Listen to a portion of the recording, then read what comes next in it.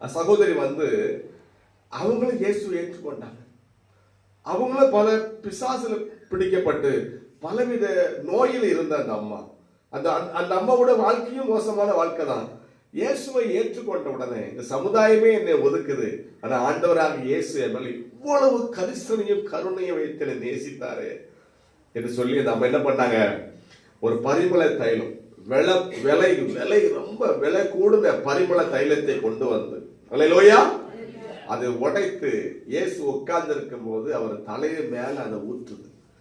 அது வீடு ஃபுல்லா வாசனை பயங்கரமா தூக்குது, பயங்கரமா. அல்லேலூயா.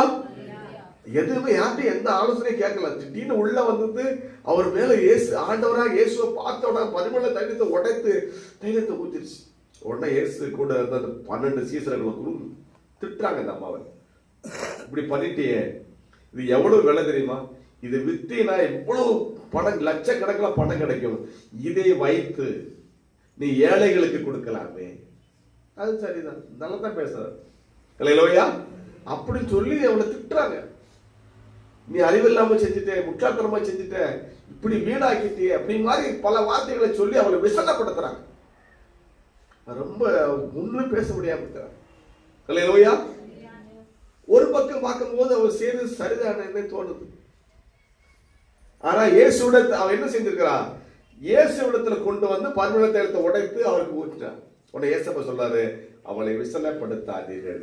என்ன சொல்றாரு, அவள் என்னிடத்துல நற்கிரிகளை செய்திருக்கிறார். அல்லேலூயா. நம்முடைய பார்வை எல்லாம் சில நேரத்தில் நம்மளும் ஜட்ஜாக மாறி நியாயம் தீர்க்கும், ஆனா அது தப்பாவே போகும். அல்லேலூயா. நம்ம நியாயம் தீர்த்தா இயேசு சொல்றாரு, நான் நியாயம் தீர்த்தா என் தீர்ப்பு சத்தியத்தின்படி இருக்குங்கிறார். மக்கள் அவன் நியாயம் ஏன் திருடுறத கேட்டா அவன் நியாயம் சொல்லுவான், அப்படித்தானே. அல்லேலூயா. எல்லாரும் ஒரு நியாயத்தை வச்சிருப்பாங்க. ஆனா அல்லேலூயா, ஆமா, அவங்க ஒரு நியாயத்தை கர்த்தருக்கு ஸ்தோத்திரம், இவங்க ஒரு நியாயத்தை சொல்லி இவன் செய்தது தவறு, ஏழைகளுக்கு கொடுத்திருக்கலாமே அப்படிங்கிறாங்க.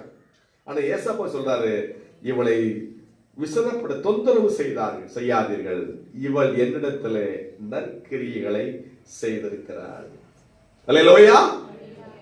இன்னும் சொல்றாரு, நான் சிலுவையில் அடிக்கப்பட போகிறேன், நான் மரிக்க போறேன் என்பதற்கு அடையாளமாக, என்னை அடக்கம் பண்ணுவதற்கு அடையாளமாக இவள் இந்த பரிமள தைலத்தை என் மேல ஊற்றினாள் அப்படிங்கிறார். அடுத்து ஒன்று சொல்றாரு, இந்த சுவிசேஷம் எங்கெல்லாம் சொல்லப்படுமோ அங்கே இவளை நினைப்பதற்கும் இவள் செய்ததும் சொல்லப்படுகிறார். அல்லேலூயா.